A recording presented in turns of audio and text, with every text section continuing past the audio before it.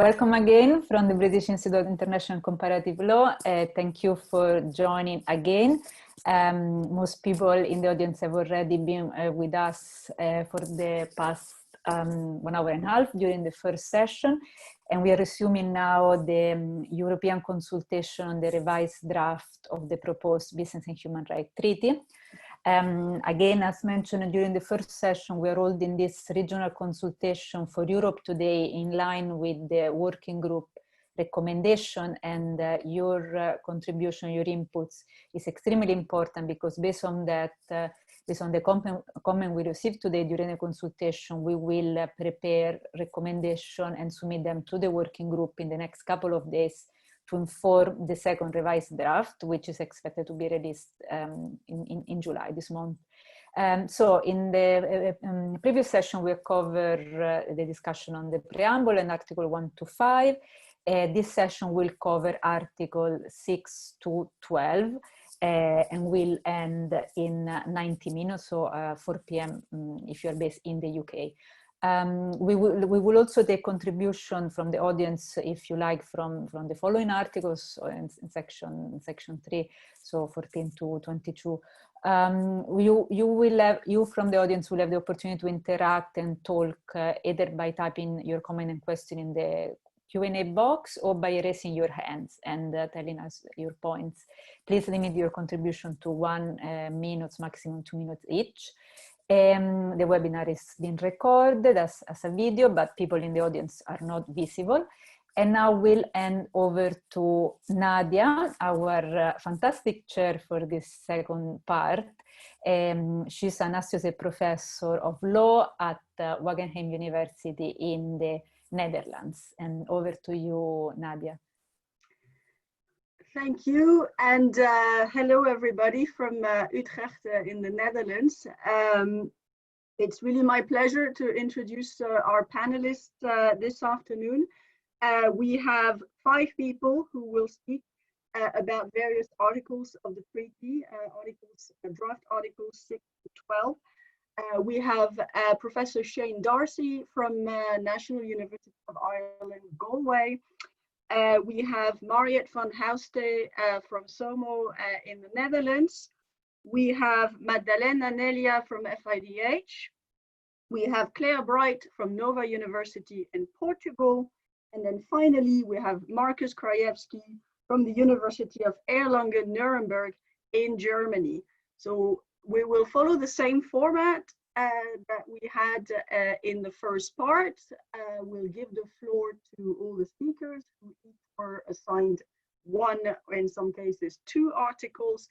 I will keep the time very strictly. Robert set the bar pretty high when it comes to chairing, so I will try to do as well as he did. So without further ado, I will now give the floor to Shane and later Mariette, but first Shane on Article 6. Thank you. Thank you, Nadia, and many thanks to Irene and to the Institute as well for organising the consultation. So I'm going to speak together with Mariette on revised draft Article 6 on legal liability. And legal liability has been on the agenda of the working group from the very start.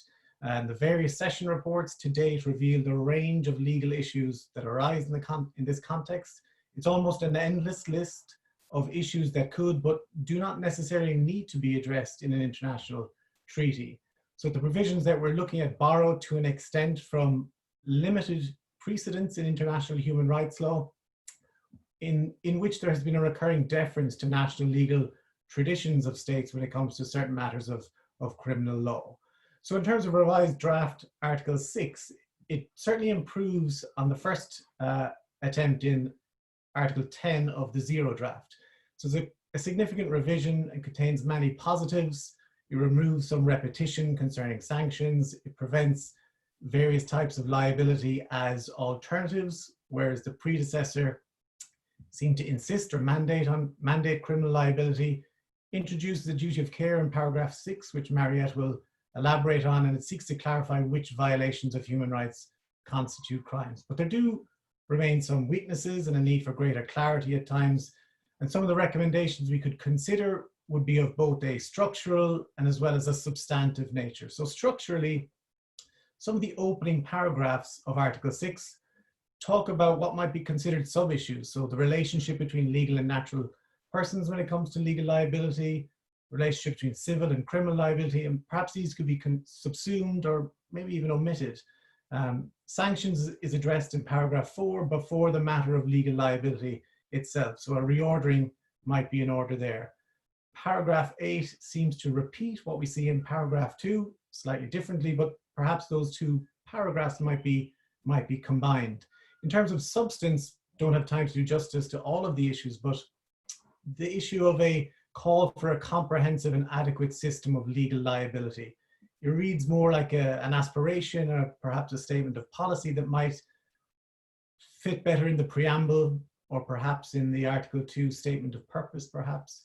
Insurance bonds in paragraph 5, again, an interesting idea, but the language is sort of non-committal. So either it's making a clear requirement or perhaps it should be omitted. And then just to touch on paragraph 7, which is the list of crimes. And this has garnered sufficient attention in the discussions to date. So it needs to be clarified, is this an exhaustive list or not? The language suggests it's not. The Chair-Rapporteur suggested it was a non-exhaustive list. Two options here. One is to simplify the list, perhaps to make it quite simple, refer only to international crimes, or to flesh out what is in that list, perhaps bearing in mind that the devil is often in the details. So for example, there are treaties there that states may not have signed. The reference to the ICC excludes aggression. Convention Against Torture doesn't clearly oblige the criminalization of acts other than torture itself. So there's lots of little issues. Child soldiers might be repetition with war crimes. So there's lots of little sub-issues there that need to be worked out. And that's the problem of having an extensive list here. Paragraph 9, finally, just on attempts, participation, or complicity.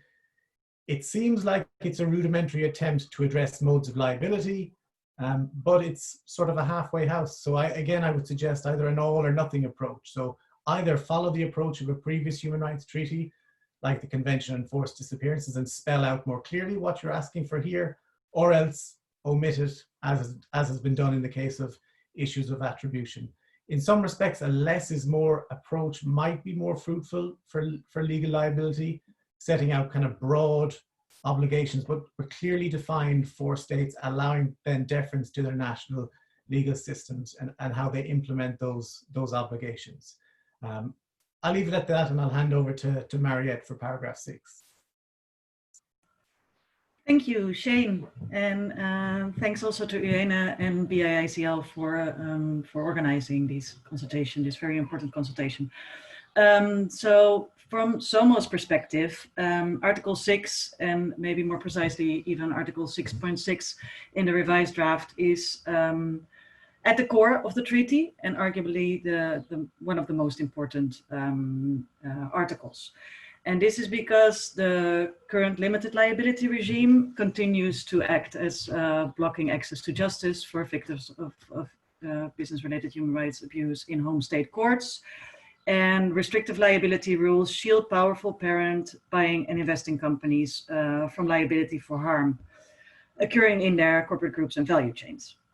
And also our research suggests that this limited liability regime actually includes perverse incentives also for companies because it allows them to construct deniability and set up corporate groups and supply chains in such a way that liability can be avoided.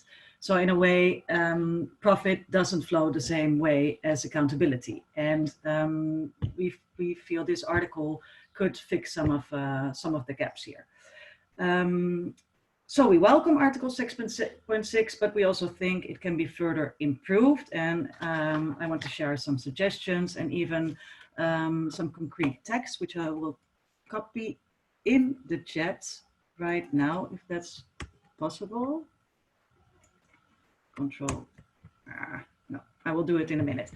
Okay, so a couple of improvements that could be made. First of all, the limiting the scope to contractual relationships seems to be too restrictive in this article because it potentially it wouldn't cover, for instance, parent-subsidiary relationships, which is definitely something it should cover. So we would suggest to replace it with the term business relationship. That's also being used in the UNGP. Second, the UNGP have introduced a logic of a relationship between harm and company, directly linked, contribute, or causing, these three types of scenarios, and that companies have a responsibility to remedy harm in both the cause and the contribute situation. So we suggest that this logic is kept in the draft treaty or in the treaty, and should recognize both causing and contribution as grounds for liability. And then third, we suggest to unpack the article a bit more in order to clarify and achieve two objectives. One is to establish parent company liability as a default. And second is to establish liability for harm resulting from failure to conduct due diligence. And I'm going to post the our proposal for actually a revised article here, because we would be very curious to hear people their responses, participant their responses to this proposal. And we've also proposed this in our submission to the chair of the treaty, together with the Mind the Gap Consortium, and it's also aligned with the ECCHR submission. So yeah, this is how we suggest to improve, and looking forward to comments. Thanks. Thank you so much, Shane and Mariette. We now move on to our speaker for Article 7, Madalena. The floor is yours. Thank you very much. Thank you, Nadia. Thank you, Rene, and the Bickel Institute as well for organizing this and for me to speak. So my reflections that I will share with you on Article 7 are based on collective discussions and analysis that we as a FIDH had, also together with FIEN, Franciscans International, and also Gabriela Quijano, that many of you knows, and which are also benefits that we have in supporting communities that are affected by violations committed by multinational companies all over the world, and particularly in the Global South. And from this experience, we see that Article 7 and a provision on jurisdiction is fundamental in the effort to effectively address the barriers to access to justice that are linked usually to the use of the corporate veil doctrine. And of course, this needs to be read in tandem with Article 6 that we just heard about. And so in terms of concrete text suggestions that we would like to put forward, because we really think that this is the time where we need to come with concrete suggestions on making this text as strong as possible. First, we would like to add the word civil to the chapeau to make clear that this article deals about civil adjudicative jurisdiction. And of course, we'll open the question on whether we should also add a provision dealing with criminal and administrative jurisdiction, but the provision that we are reading in the currently is a provision on civil jurisdiction, and this needs to be clarified. And because of the limited time, I would directly go to the suggestion that we have to add to this article. So we would like to suggest to add 3 new paragraphs there. One would be new paragraph 3, that would prohibit explicit forum non-convenience doctrine. And this paragraph would read, where victims choose to bring a claim in the court of the domicile of a business enterprise, jurisdiction should be obligatory and courts may not decline it on the basis of forum non-convenience.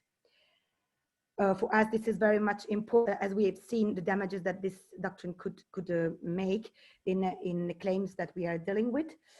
A new paragraph 4 as well, we would propose to add a new paragraph 4 that would regulate joint claims. Also because this is very important, and we are seeing what it is in the proceedings that are, for example, ongoing in the Netherlands, but also in the UK. So this paragraph would say courts shall have jurisdiction over claims against business enterprises not domiciled in the territory of the forum state if the claim is closely connected with a claim against a business enterprise domiciled in the territory of the forum state. Then we would like also to add a new paragraph 5, and this would be on forum necessitatis, which would say courts should have jurisdiction over claims against business enterprises not domiciled in the territory of the forum state if no other effective forum guaranteeing a fair trial is available and if there is a sufficient connection to the state party concerned. And we are convinced that this provision is imperative and is very much needed in a future legally binding instrument to really provide and ensure that victims of transnational human rights abuses are not deprived of access to a judicial remedy. and it's a principle that already exists in certain domestic legislation. So we would like very much to see it here. Finally, two small considerations. One is about the fact that we would like to see state parties to the treaty also officially say in the text, ensure that claims that are brought in connection with human rights abuses made by state-owned or state-controlled enterprises, they will refrain from invoking any privilege or immunities for such. And this is to ensure that the treaty covers also sufficiently the violations linked to state-owned enterprises.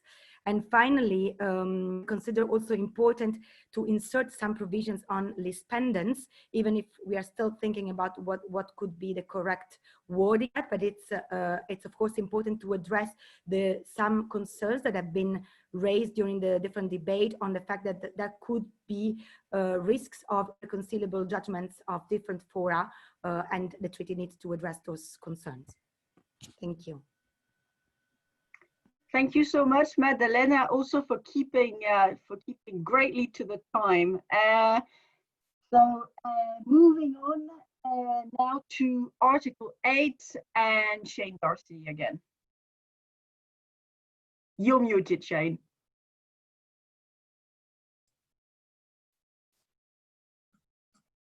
There we go. Yes, me again. Now you can hear me in surround sound. So Article 8, I'm going to speak about statutes of limitations, which were not an issue that was raised in the first 3 sessions of the working group and have not really been a prominent issue in the treaty debate or in the field more generally. First appeared as Article 6 of the Zero Draft. The purpose of statutes of limitations is to prevent legal proceedings after a certain time period, to allow for the conclusion of cases within a reasonable time. They vary greatly between countries. Some have none. Most generally don't allow them for serious crimes. They can be quite short for claims under tort law. They may, of course, then be a barrier to justice. Statutes of limitations are already addressed in international law. We have a 1968 treaty that forbids statutes of limitations for war crimes, crimes against humanity and genocide, and the Rome Statute, the International Criminal Court, provides for the non-applicability of statutes of limitations. So revised draft Article 8, as Nadia has written on her blog, talks about an improvement in the earlier language. It's still a little wordy, it's still a little unwieldy, so there is room for further improvement. Again, you could take a less is more approach and ask kind of provocatively, well, is this article necessary in the specific context of corporate accountability? Is it duplicating existing international law and unnecessarily expanding and perhaps undermining the overall instrument? Are they a genuine barrier to justice for victims of corporate abuses in the global sense now, but also perhaps in the future?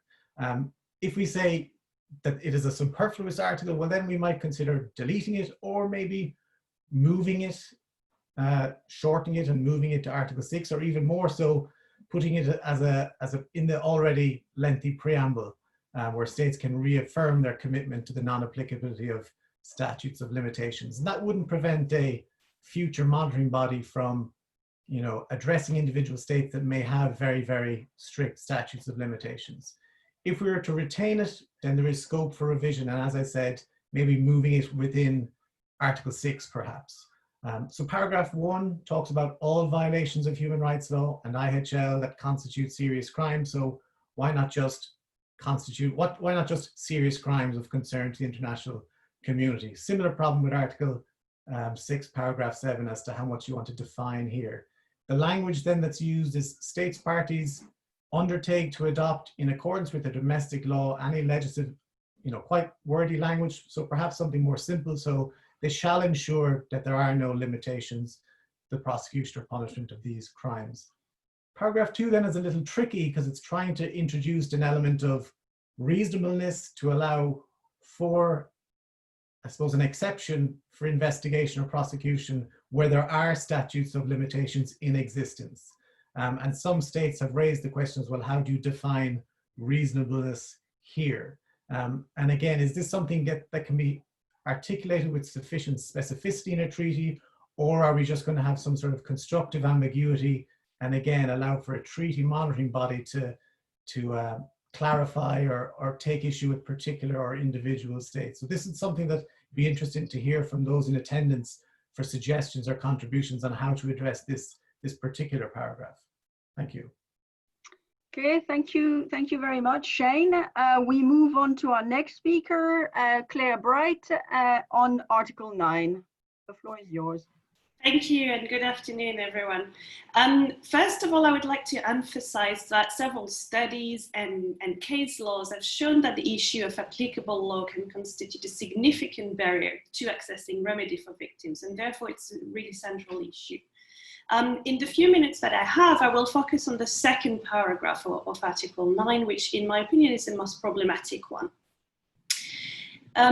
My main question is really, what is it trying to achieve? If it is to ensure access to remedy for the victims, I believe that it is not achieving that result. Basically, what paragraph 2 does is that it restricts the result of the conflict of laws to 3 possible domestic laws. The law of the state where the acts giving rise to damage occurred, the law of the state where the victim is domiciled, and the law of the state where the corporation is domiciled. Just a few observations here. First of all, the law of the state in which a damage occurs, which is the conflict of law rules applicable in Europe under the Rome II regulation, is not expressly included here in these options. And that's not necessarily a bad thing, since it is often problematic in practice from an access to substantive justice perspective. But generally, this coincides with the law of the place where the victim is domiciled, which is one of the options here that is mentioned under Article 9, paragraph 2. So that would be, for instance, if we're talking about the Kit case, Pakistani law, if we're talking about the Shell case, Nigerian law, etc. So in other words, this normally points to the law of the host state as the law governing the dispute. However, the effect of applying the law of the host state is often to deprive the victims from an access to substantive justice and for access to legal remedy. Another observation is that Article 9.2 doesn't specify who is to make the choice between the 3 options of applicable law. And that suggests that it is left to the forum, which is a step back compared to the previous version, the 0 draft, which left the choice to the victim. So I would suggest rephrasing it to specify that the victim and not the forum can choose among these 3 possible domestic laws that are mentioned. Giving a choice of law to the claimant, to the victim, is very important. It would allow them to choose the law that is the most favorable to them. And it's not something that is unheard of. In fact, it is used in Rome II regulation in relation to environmental damage. It is also very common in relation to parties that are considered as weaker parties, such as consumers or employees. And in this type of claims, it would allow to take into consideration the specific nature of business-related human rights claim and redress the imbalance of power between the parties, taking into consideration the particular vulnerability in which victims often are.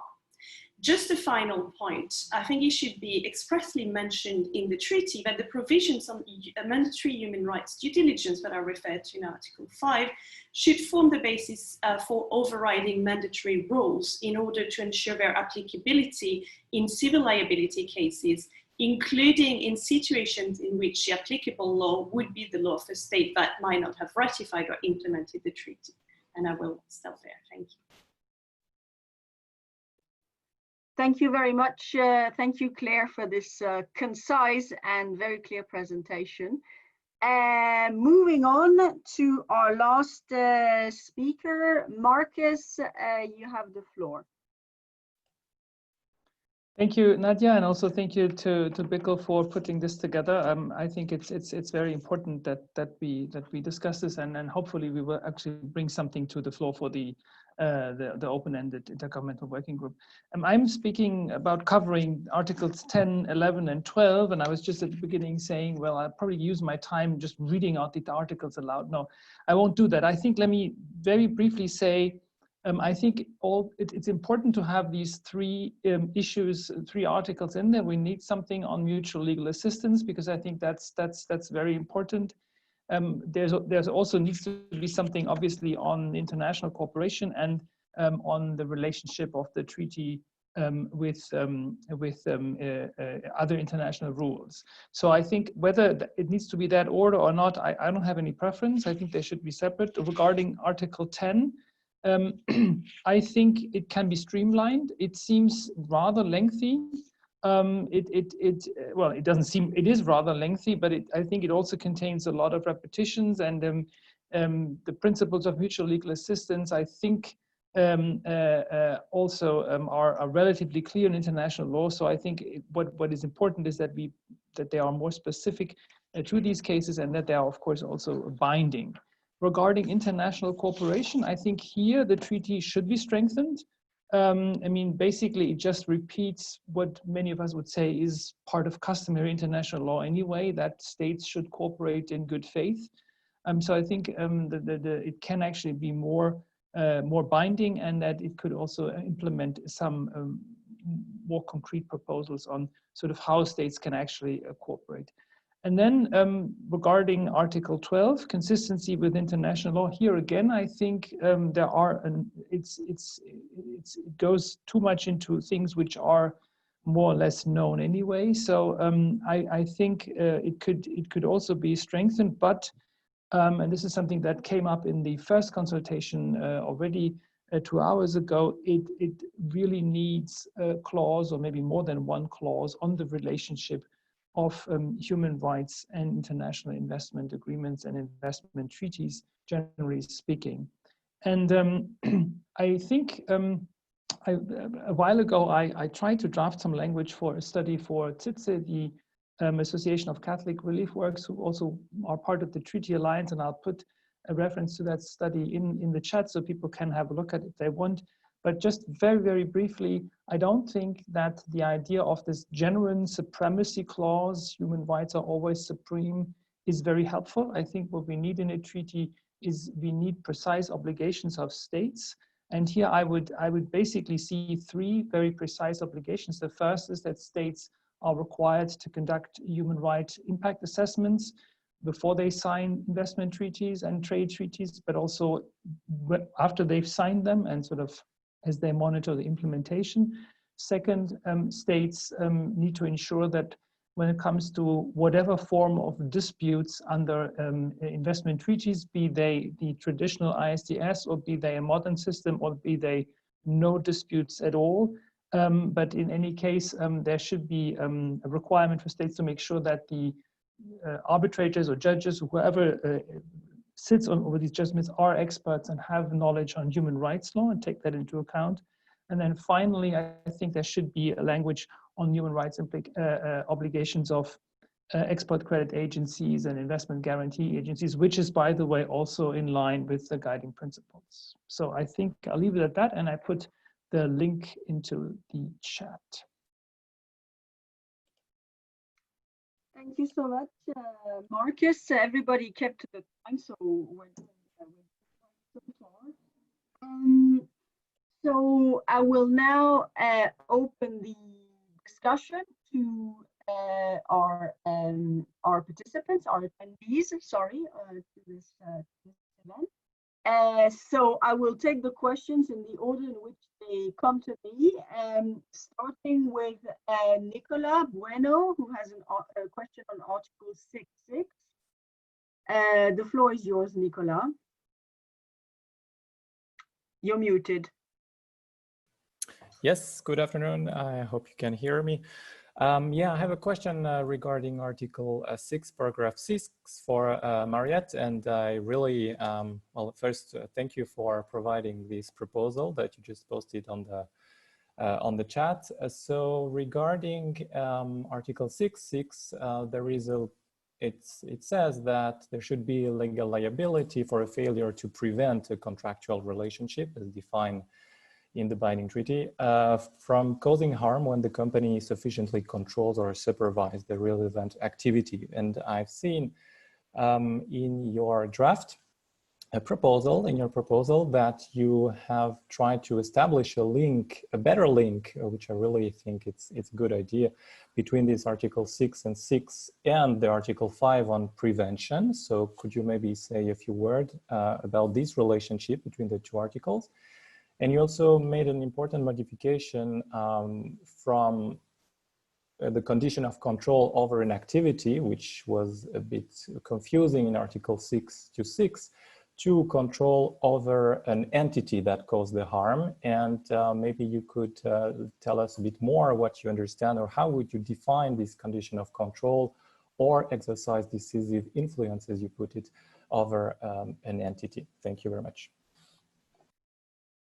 Thank you very much. Thank you very much, Nicola.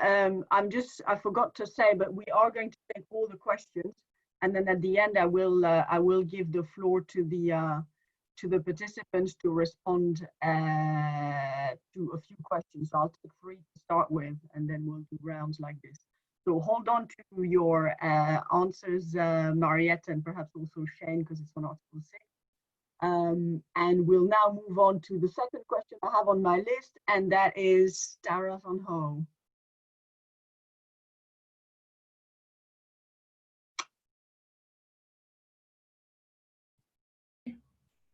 There we go, sorry.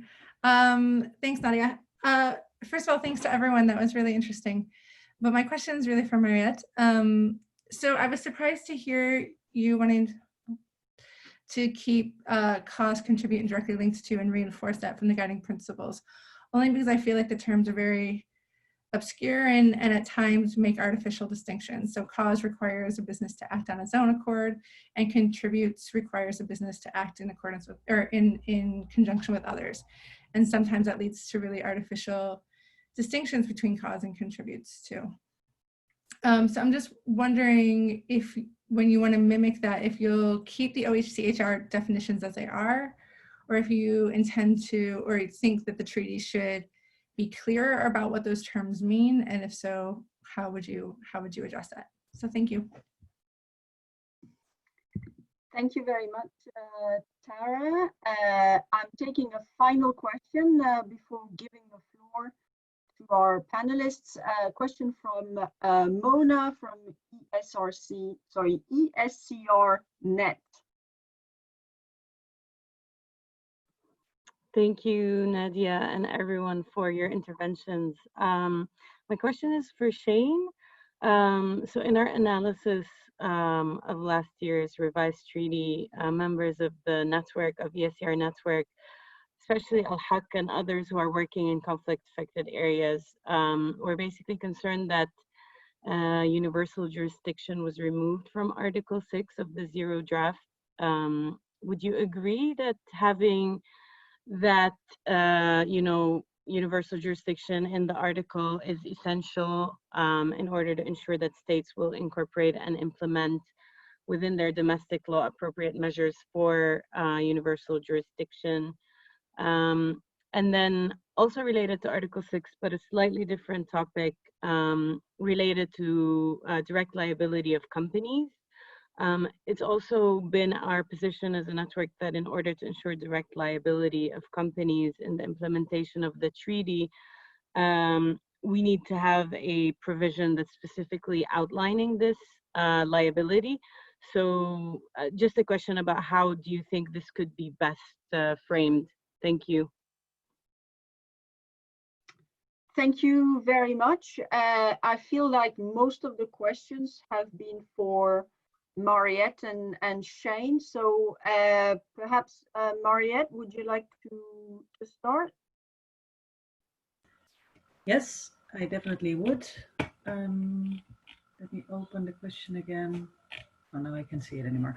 Okay, so Nicholas had posed 2 questions to me. Thanks for that. And actually the first one I find a bit difficult to answer.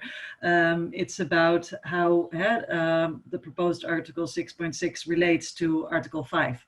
So it's definitely an attempt to make a clearer connection between the two. And yeah, that's basically what it is. But I guess that connection should even be further clarified. And it's really about the conjunction between Article 5 and Article 6 that needs a lot more work. So if you only look at this proposal, it doesn't really, you have to look to them in conjunction. And I think we don't have yeah, that discussion has not ended yet. So we're still in the midst of it. And this is an in-between step, but probably there's actually more to be done to relate the articles even better, while avoiding that due diligence becomes like, that the due diligence defense will hamper liability in the future. So that's really, a thin line to navigate. And I would also really value ideas of other participants here and attendees on how to do that, because I think that's one of the trickiest points in the whole endeavor. So thanks for the question, but not really an answer. And then on the conditions of control, also Nicholas' question, what we're trying to capture there is basically two major relationships, business relationships that are not being covered by the current limited liability regime. And that is one, parent companies, so majority ownership over companies in a corporate structure. So that's the ability to veto, and economic dependence relationship in supply chains. So where there's real, like influential buyers that almost determine the pace and the production of certain suppliers. Those are the types of relationship we want to capture. And you could also think about financial relationships where the shares or the investments are that big that it actually means being able to control the operations. So it's really an attempt to grasp these type of relationships. Hope that answers your question. Then the next one, thanks Sarah for that question. And I was actually also, I think we should take this offline as well, this conversation, because I realized you have quite a different conception of maybe the risks related to the Ruggie language in this regard. So to say cause and contribute directly linked, to bring that up, it was not to distinguish cause and contribute from each other, but more to distinguish cause and contribute from directly linked.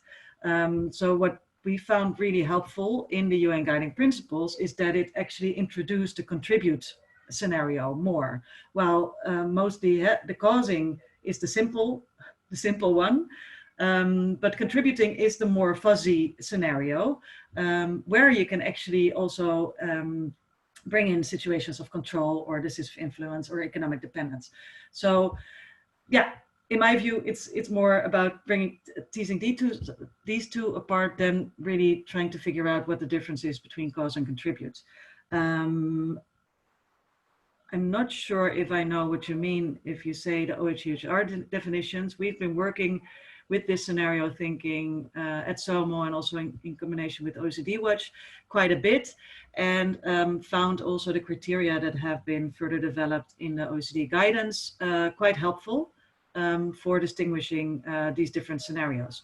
So yeah, found it workable, but you clearly have a different perspective. So I'm interested in discussing that further. Thanks. Okay, thanks. I think this definitely can be taken, can be continued afterwards, and also maybe in the written contribution, there could be some input from other participants as well. Shane, did you want to also reply? Yes, thank you, Nadia, and thank you, Mona, for the question. Yeah, I didn't mention that universal jurisdiction had featured in the previous version, but not in Article 6. I'm not sure I fully agree that it's essential to have it in the treaty. I know Palestine, the state of Palestine, has called for it to be reintroduced. Article 6 is a complex article because it mixes civil and criminal liability. It mixes legal liability of corporate entities with that of natural persons. And universal jurisdiction, as it exists generally in international criminal law, has been focused on individuals. So to introduce it in this context adds another layer of complexity. You know, are you talking about prosecuting legal persons with no connection to your own territory? I think that could be complicated. I mean, there is certainly an extraterritorial dimension to legal liability.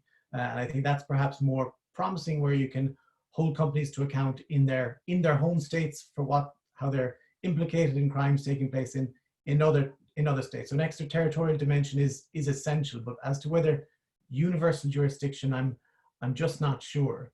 The other question about direct liability of companies and how best to frame this.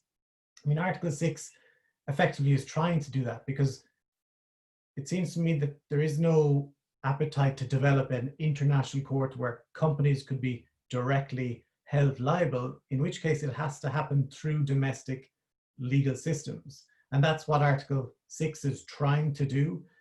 One of the big challenges is how prescriptive do you want to be with Article 6?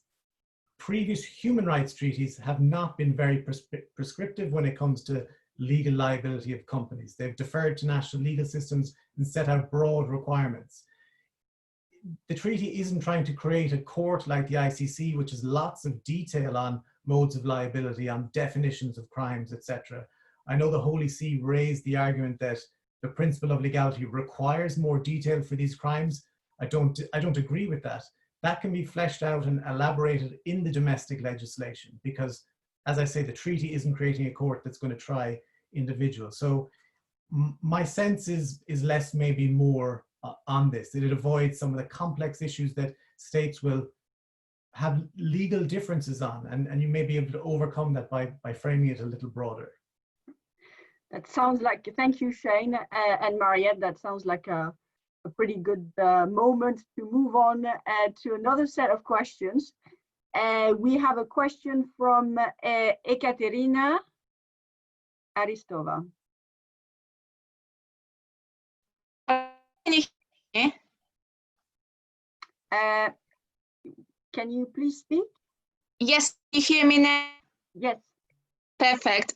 Thank you very much. I just have more of a comment to make about Article 7, and I do think that it is really important to make sure that some grounds of jurisdiction are specifically mentioned, such as joint claims and also forum of necessity, but it also may be worth of stating that these are not exclusive grounds, and if the domestic system of the state has jurisdiction on other grounds, maybe more liberal, that should be allowed as well. And I just want to make reference to a report issued quite a while ago, 2012, Sophia guidelines issued by the International Law Association on litigation against corporations for human rights abuses, looked specifically at jurisdiction and made a survey of various systems of private international law and what grounds of jurisdictions are allowed, and it was really a big variety different grounds of jurisdiction, so it may be worth of making this comment. Thank you.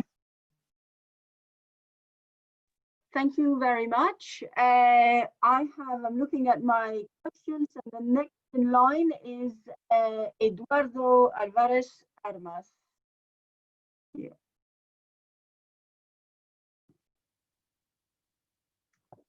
Good afternoon. Thank you for giving me the floor. I have a quick message of congratulation and a quick question. So, both from a private international law, conflict of laws perspective. So the congratulations would be both for Maddalena Neglia and Claire Bright.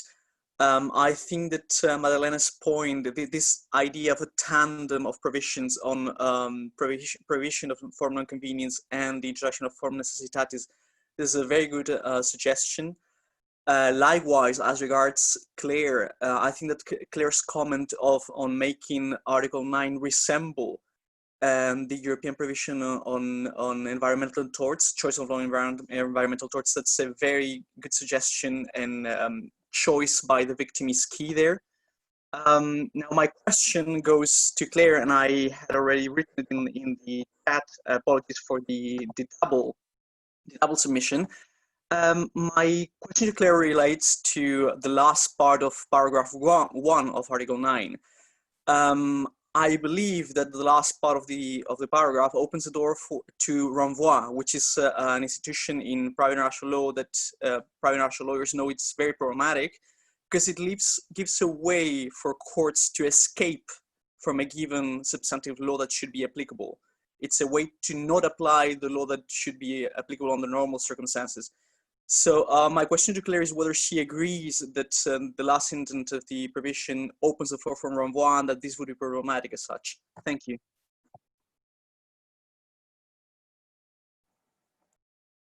Thank you thank you very much for your just unmuting. For your question, I'll take a final one on this round, again, as they appear on my screen. And the next in line is Dalia on mutual assistance. Hello, can you hear me? Yes. Okay, thank you so much for this. So my question is this one. I think one of the most important issue that we have in these transnational cases is that, for instance, when victims, is the double language that transnational enterprises use. So when victims try to file a complaint in home states, they argue that the home states have no jurisdiction. When they try to file complaint in host states, first of all, they undercapitalize the companies, and then they say, and then they threaten to actually use investment arbitration to ensure that that judicial decision will not be enforceable. And then obviously there are a lot of complexity in terms of if you get a decision from a host state, how do you enforce in others? So my recommendation would be to ensure that this language that we have on mutual cooperation and mutual assistance and international cooperation are not empty. And I'm thinking about effective mechanism to ensure that if victims brings the case in one country, courts would have to communicate with each other. If the claim is transnational, they would have to elect one court that is responsible for this. And then all other countries will have to enforce that judgment. And I think this would avoid a lot of problem and would ensure some kind of effective remedy to the victim, no matter if it's the host or the home state. And I'm thinking here about the mechanism that we have, for instance, for the OECD national contact point that is working exactly like that. When there is a transnational case, the national contact point has to elect one leading NCP, and then the others can help, but that one leading NCP will make a final decision. So I'm wondering what you think about this, and if you're thinking about possible avenues to implement mechanism of this sort to ensure that there is not a double standard in each country, and then essentially companies are never responsible anywhere. Thank you. Thank you very much, Dalia. I think there's quite a natural order to give the floor to participants here, maybe starting with Madalena for Ekaterina's question, which was mostly directed to you, I think. Yes, thank you, Nadia. Yeah, I have just to say that I very much agree. Do you hear me? Yes, I very much agree with Ekaterina's comment. And in fact, this was a comment I wanted to make, but for reasons of time, I didn't make it, to add a provision that could sample this paragraph. I was thinking specifically on paragraph 1 and 2, but it could be for the whole article. Does not exclude the exercise of civil jurisdiction on additional grounds provided for by international treaties or national law. Because of course, I think important that there is a safeguard for those provisions that are more protective. And the treaty here cannot, again, it depends on what we want the treaty to do, but I think it's important that the treaty sets out certain provisions that we consider to be generally applied, and then we leave the states to have maybe more protective provisions themselves.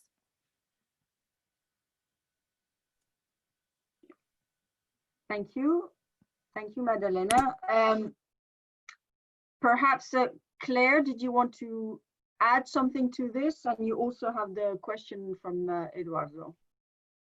Yeah, not just perhaps on the question of Eduardo. Thank you very much for your question. On the paragraph, the first paragraph of Article 9, it's first of all, it's very unclear to me what that paragraph is trying to achieve. It neither adopts a harmonized conflict of law rules, which is what we would typically expect in a private international instruments, nor does it seek to adopt a uniform substantive rules to the issue. So instead, it just says that the matters of substance and procedures will be governed, the ones that are not already regulated in the treaty will be governed by the law of the forum. And indeed, that includes the rules that relate to conflict of laws. So in that sense, I completely agree with your reading of that paragraph. Insofar as renvoi is not excluded, it therefore means that renvoi is allowed under that article. So my first observation is I'm not exactly sure what that paragraph is trying to achieve, because matters of procedures are generally, anyway, in private international law governed by the law of the forum. This is well accepted, so I'm not sure what the advantage is of specifying it. And then with regard to matters of substance, I suppose the intention here is to say we do not want to create a uniform rule, but leave it to the forum conflict of law rules to apply and to decide which law should govern the dispute, and that includes the renvoi. Now, I share your concerns about the difficulties of the renvoi, and I think that it would indeed be a good idea to exclude it explicitly. This is obviously something that is done, for instance, in relation to the Rome II regulation, Article 24. So that's something that could be considered here, and that would eliminate that those risks that you mentioned. I think that's an important point, but also just a general clarifying of what it is that we're trying to achieve and what it is that Article 9 is trying to do, I think would be also important. Thank you for your question. Thank you, Claire. Before I give the floor to Marcus to answer Dalia's question, Dalia Palongo's question, we have 2 questions for the next round. So we still have a bit of time, so I encourage everybody, the participants, to ask more, make more comments. Doesn't have to be a question. For once, it could be also a comment, so that we can also get the panelists' reaction to your comments. So I'll encourage you to type questions in the Q&A. Don't be shy. So I'll give the floor to Marcus now to answer Dalia's point. Thanks. Thank you very much. I think this is a very important question, a very important point. And of course, we've seen these cases. I'm just not sure whether it is actually an issue of mutual legal assistance or mutual legal cooperation. It seems to me that the problem they are raising is a question of jurisdiction. And I think if we take the proposals that we heard by Madalena, and that have indeed also been suggested by others in these consultations, that there needs to be obviously a prohibition of the forum on convenience, a forum necessitatis, and also a forum for joint claims, then one would have to think these situations that you have in mind through, but I think that would actually could already rectify a number of those problems. I mean, the problem is courts cannot, at least under traditional public international law, cannot cooperate with each other directly unless their laws allows that.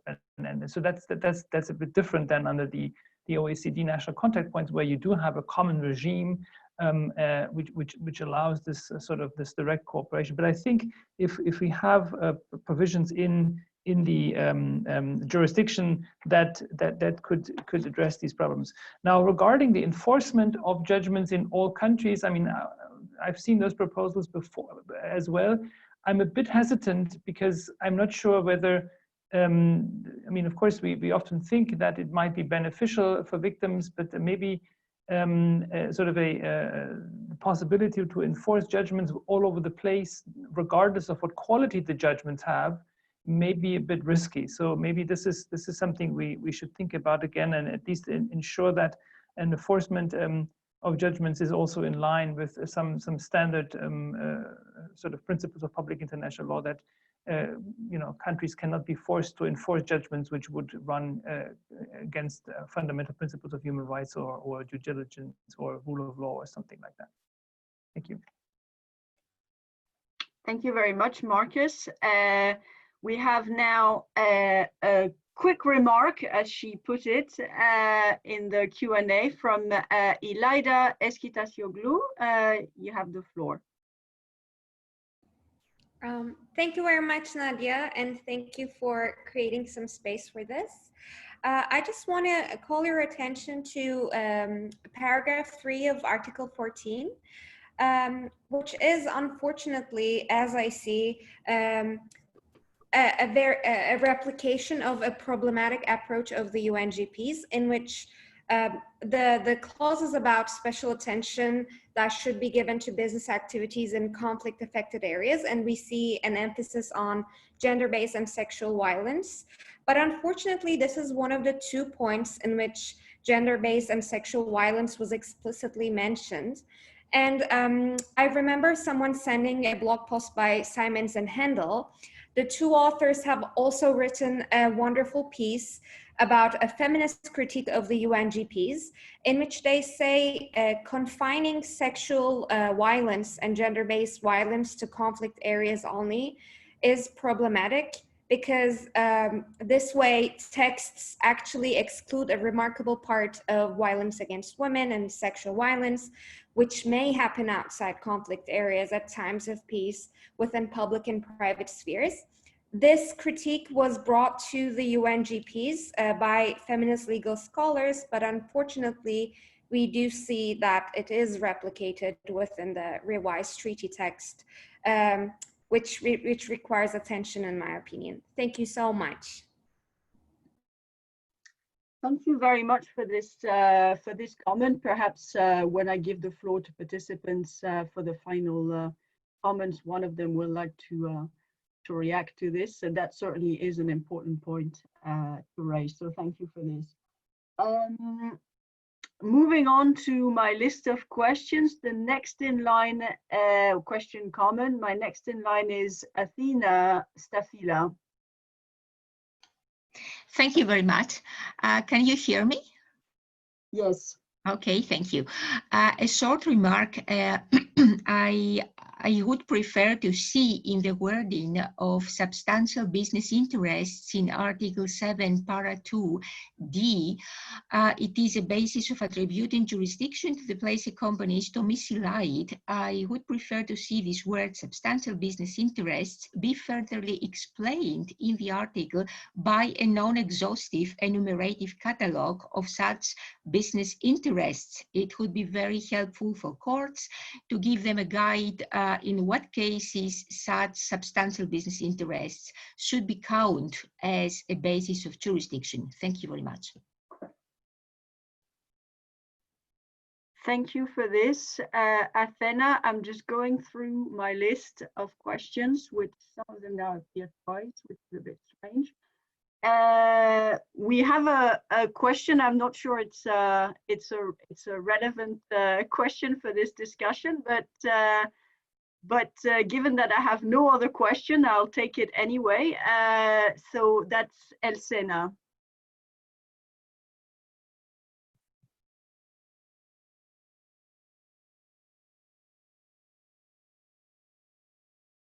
We can't hear you. Oh, there you go. Hi, can you hear me now? Yes. I just wondered if any speaker has ever taken a case to the European Court of Human Rights, because they're trying to change the instrument from 1948, and I'm not sure how it's gonna work. Perhaps somebody who's more educated can explain the difference between the 1948 Instrument of Human Rights for United Nations. They must have read it. That's why they're trying to change things. Okay, thank you for your point. I think we can maybe answer later. I'm not sure this is strongly related with the discussion that we're having today. But anyway, thank you for this. So we have, let me just look now at my list of questions. I don't think we have any further questions. I know that Claire has asked to be able to say something on Article 6. So I will give you the floor on this a bit later. I wonder first if any of the participants, the order, if any of the participants have some comments about Elida's comment on the place of gender and gender-based violence in the draft. If anyone has something to say about this among the participants, if you have, please raise your hand. And I can't see anyone. Then perhaps you could think about it for a minute, and perhaps someone could say something about Athena's, the point that Athena made about substantial business interests in Article 7. Perhaps Madalena, would you like to say something about this? Yes, Nadia, thank you. I'm happy to say something about it, because actually I didn't deal with paragraph 2, but I wanted to say that yeah, paragraph 2 has been also heavily debated during the different sessions, and it's of course for us in a FIDH perspective is good to have these different criteria of domicile that amplify the definition of domicile and allows to bring cases in court where a company is not only incorporated or as a statutory seat, but also central administration and substantial business interest. I agree that a definition of what we consider, maybe non-exhaustive definition of what could be considered substantial business interest should be there. It could be, for example, where the company has significant assets. It could be where there are decision-making structures that are maybe not even maybe de facto decision-making structures. It could be also where it has business of a significant threshold, for example. But there have been many criticisms to these criteria. For some, they are too broad.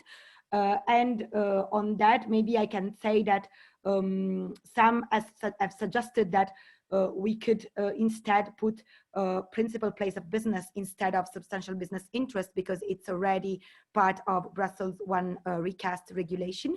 But again, this to me, it's a bit risky in the sense that this principal place of business has been interpreted very restrictively so far by European courts. And I'm not sure it will allow to bring cases, for example, when a company really doesn't have an headquarter or for example, import or export just goods to EU, but it's not present there. So this is a very important, I would keep, so my position is that we should keep substantial business interest and indeed make a list of definition of what it is.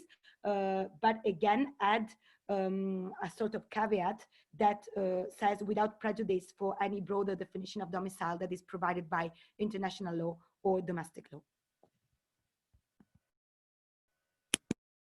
Thank you very much, Madalena, for this. We have another question which also relates to liability. So I'd like to take it now and then see if any of the panelists want to take it. And I'm conscious, Claire, that you said you wanted to say something about that as well. So the next question is from Jill from Friends of the Earth. Thank you, Nadia. It's a question, or it's a comment that I just wanted to hear some of the speakers' thoughts on, especially those that spoke on liability, like Mariette.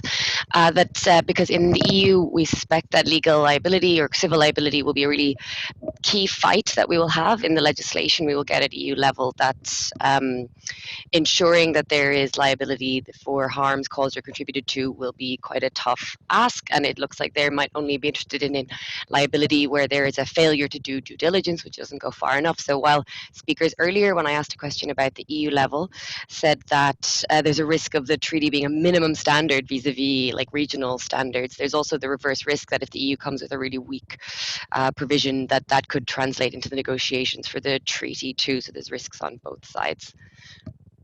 Thanks.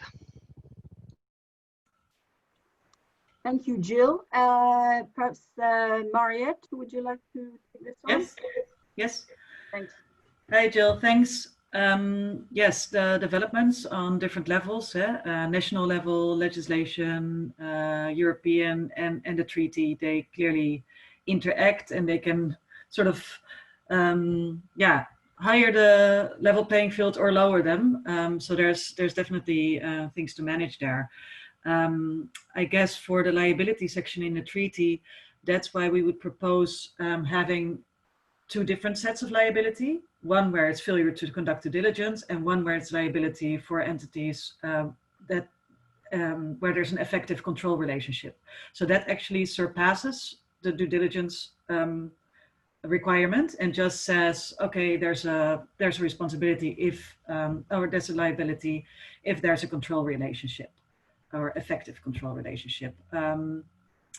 So that would definitely, yeah, I would recommend all advocates for the treaty to keep those things separate, because if we only get liability to failure to conduct due diligence, there's going to be a very high burden of proof, and it's going to be very high. It's going to be really difficult to get some wins.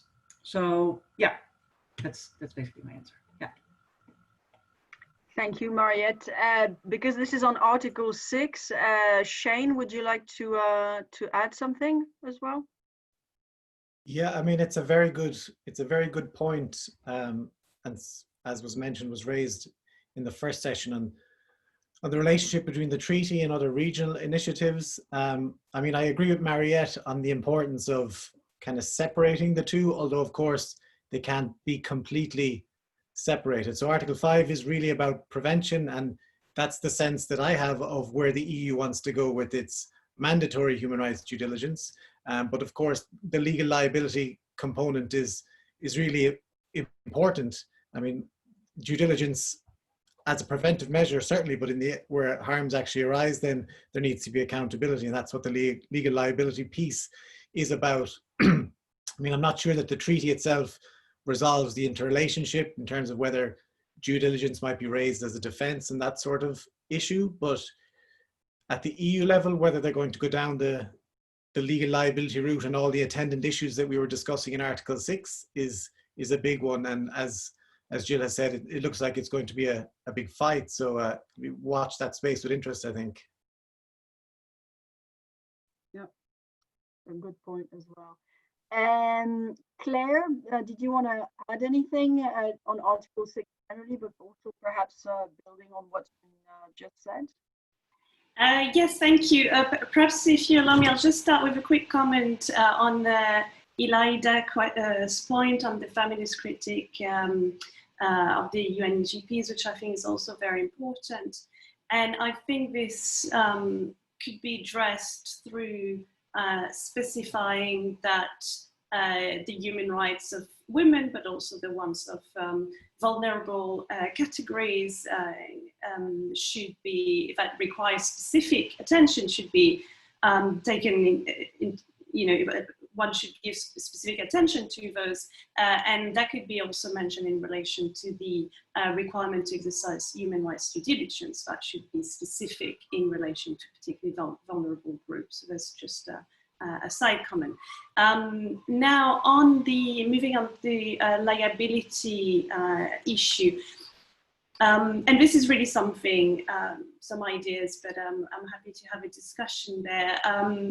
For me, it's a little bit problematic to talk about failure to prevent, because that suggests an obligation of outcome, which is not what we are talking about, certainly in the UN guiding principles, when we talk about the corporate responsibility to respect. We're talking about an obligation of means through the obligation to undertake human rights due diligence. There was a comment by John Ruggie that was made a few months ago, which I think is quite important, about the risks to have perverse incentives if you attach liability to any type of human rights or environmental impacts that can happen anywhere in a company's global value chain, and that might lead companies to disengage with, say, business partners that are considered at risk, or perhaps countries or regions that are at particular risk. So I think this is something that is important to bear in mind as well when we talk about liability. Now, I think it would be useful to link Article 5 and Article 6 And we could imagine several ways of doing it. The French devoir de vigilance way would be to have a provision that says the failure to exercise due diligence in relation to adverse human rights and environmental impacts that cause or contribute to that a company causes or contribute to, and which results to damage, would be a basis for liability. I hear the concerns that have been raised by various people, including Jill, on the risk of having human rights due diligence as a tick box exercise. I think this risk could be avoided by specifying, in line with the UN guiding principles, that the exercise of human rights due diligence does not automatically means that companies are basically off the hook. And it's going to be the appropriateness of the human rights due diligence that is going to be evaluated when we talk about civil liability. The other model of reference that might be very interesting to look at is the Swiss responsible business initiatives that have this reversal of the burden of proof that we have discussed, that considers that basically companies are liable for the damage that are caused by companies under their control. And that also links to some of the elements that Mariette was talking about the control earlier, and that has then that due diligence defense according to which companies can escape liability if they prove that they took all due care to avoid the loss or damage, etc., etc. But it's interesting because it has it's a vicarious liability provision. It reverses the burden of proof, so it solves a number of the issues. So we could also perhaps look at that when we look at this provision.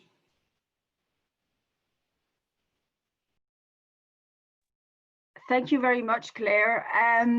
So we're coming to an end. I'd like to give the floor back to the panelists. Perhaps in a couple of minutes, I'd like to ask you perhaps to wrap this up, to tell us maybe one change that you would suggest to the draft that we currently have to move the debate forward, and also bearing in mind that this will then form the basis of perhaps a new version of the draft treaty. So I will go back then to the panelists, maybe in reverse order. So therefore, starting with Marcus. What would you change, and what not quick fix really, but what change would you make to this draft to wrap this up? Everybody will have a couple of minutes. Every panelist will have a couple of minutes. Thank you. Thank you, Nadia. If I understand correctly, you're basically telling me it's Christmas and you only get one present, so choose wisely. So in that case, I would want to see a very specific obligation of states to conduct meaningful human rights impact assessments in vis-a-vis investment treaties, investment contracts, and trade agreements. But can I, this is not a wish, this is a comment or reaction to the question of the relationship between EU binding legislation and the treaty process. I think, I mean, and others may correct me if I'm wrong, but I think the EU is actually too late to significantly influence the process with its own legislation. I think they made a mistake of not engaging during the first 3 years, and now they are seeing that this is falling on their feet. Now, if you follow the debates in the open-end working group closely, you will see that people and states make reference to existing legislation. So they make reference to the French law, they make reference to the Dutch law. So I think it would be important for us to monitor other domestic legislation that may come around the corner in the next, I don't know, 12 to 24 months. I don't see the EU legislation coming around the next 24 months. So I encourage participants to very closely follow what's going to happen in Germany in the next 6 to 8 months. Here we need to make sure that member states of the European Union don't come up with much lower standards of human rights legislation, because that then may have an influence on the treaty process. I don't think that an EU proposal is coming, will be around in time to actually influence the negotiations. Thank you. Thank you so much, Marcus. So moving back up the list, final remarks from Claire Bright. I'll be very brief because I think I've already mentioned quite a lot of points that I had in mind. But simply for me, the main thing would be really to place access to remedy for the victims and give it even more central role in the treaty with all the implications that it has for the various provisions that we have talked about, in particular the suggestions outlined by Madeleine and jurisdictions, the provisions in applicable law, and the links for liability and human rights due diligence. Thank you, Claire. Madalena, final remarks. You have a couple of minutes. You can take them. Thank you, Nadia. So I will take the full 2 minutes, I hope. First, on your point, what we should really want to see, what we want to see. For me, it's what I already said about the forum necessitatis, or the forum on necessity provision. It would be really a game changer in providing at least a forum to victims of injustice linked to business activities. Of course, the problem of is that everything needs to be there in order for it to work. So it's really difficult to pick just one thing, knowing that if you have one and you don't have the other, it's very difficult to achieve the objective we wanted to achieve. And in this respect, I just want a couple of comments on what Jill said about European legislation and the treaty. I think it's really important to stress the difference of objective of these two initiatives. The treaty is an international instrument that's to bind states in order to end impunity linked to activities of transnational businesses and other business enterprises. The European legislation is a European initiative, only binding European member states, and also a European Union as some competence that are different from what are the competences of states in the UN.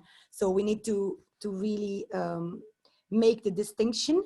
And of course, for me, it would be very important to really have a strong European human rights due diligence legislation, but at the same time, it would be paramount to have a treaty where ability that is a strong liability, and possibly not only liability for failure to make the due diligence, but liability for failure to respect the duty of care. Because in our experience, and in what we are seeing also following the French legislation, for example, what Claire was saying about the obligation of means, I respectively don't agree on the fact that with maybe what Professor Raggi said about the risk that business will disengage if there is a liability provision.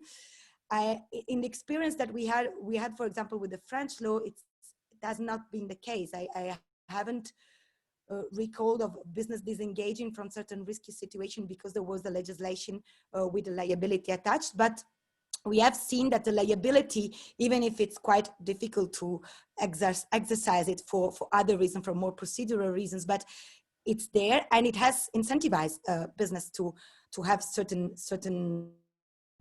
to change a little bit their behavior, not necessarily in the perfect way, and not they have to improve yet, but it was more an incentive rather than disincentive. At least this is the experience that we had in this limited time.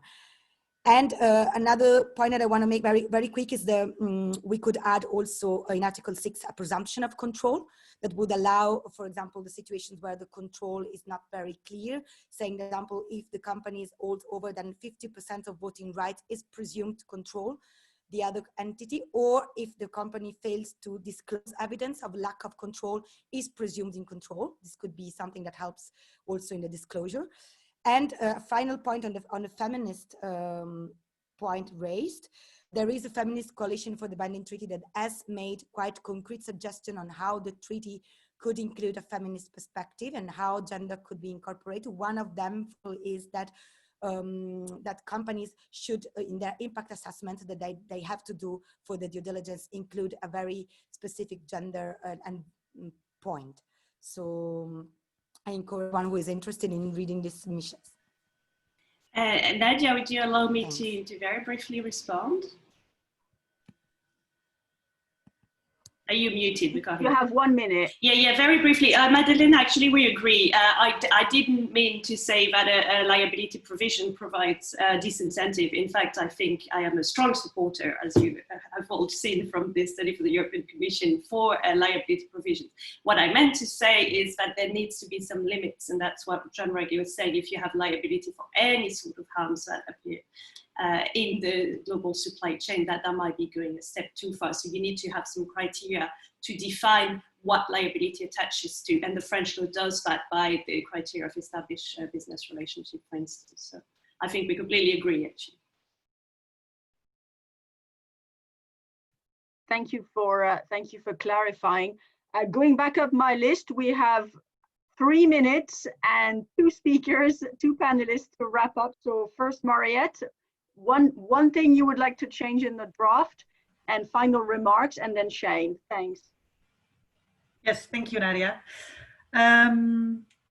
If I have to pick one thing, it would be to introduce in the treaty liability for harms caused by entities of a company it has effective control over. So that that would include the parent company and the economic dependence situation. There you would limit the liability, but still have an obligation of outcomes when it comes to these relationships. And yeah, that would be maybe a good outcome and a really, really big game changer. Thanks. Thank you very much, Mariette. That's really helpful. Final words from the panelists, from Shane Darcy. Thanks, Nadia. Just perhaps to reiterate the point that I made in relation to Articles 6 and 8 is that less may in fact be more when it comes to certain provisions, particularly those engaging with criminal law. I think that recurring challenge with the treaty debates is trying to balance the desirable with the feasible to avoid an overly expansive wish list that might end up being rejected by states, but without compromising the core objectives behind the treaty. I know Danny said earlier that we need to make this a statement of everything we would like to see in it because states are going to take it apart anyway. The downside of that is that if states see it as a very, very lengthy wish list, it'll become problematic. I think one of the big issues, this treaty would very significant departure from previous human rights treaties, where the focus has been on identifying and elaborating on specific rights, on identifying particular groups that need particular protection, so women, children, migrant workers, etc., or particularly serious violations, torture and forced disappearances, where this whole treaty is less concerned with those acts, but rather the actors, the business enterprise. So we're looking a lot at this entity, which have only been touched on in passing in previous human rights treaties. So I think that's a real challenge for everyone, where we can try to remain loyal to the previous human rights approach, which in the context of Article 6 has been one of saying, here's the broad obligation of states. We're not going to specify the minutiae of it because not all legal systems can agree on this. So we'll keep it a little broader for states, but it's still a legal obligation. And it's something that you have to implement. So that would be my general, but also specific comment. Thank you, Shane. That sounds like a very good point, a very good moment to end this discussion. I want to thank all our attendees and all our panelists for following us. That certainly has been a very fruitful afternoon. I hope for everybody, certainly for me. I've taken plenty of notes. I will hand over the floor to Irene Pietropaoli from BICO for the final remarks. Thank you so much for hosting us. It's been really, at least from my end, a technical success as well as a very fruitful discussion. So thank you very much for organizing this at short notice. And over to you, Irene. Thank you, Nadia. Really has been a pleasure. BICO is honored to have hosted this important consultation. So again, I want to thank our chair, Nadia, perfect timekeeping, and fantastic speakers, Shane, Maddalena, Mariette, Marcus, and Claire. You from the audience, of course, many thanks for participating and for your very useful comments and questions. These are very important, and again, based on those, we are going to prepare recommendations for the working groups.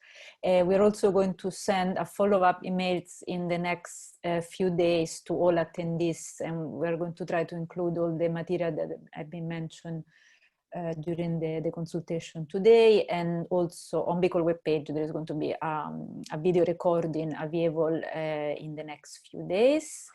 Yes, I think, we are all, we can all feel proud that we are in a way or another participating in this important treaty making process. I think we all hope to see this treaty materializing at some point soon. So thanks again.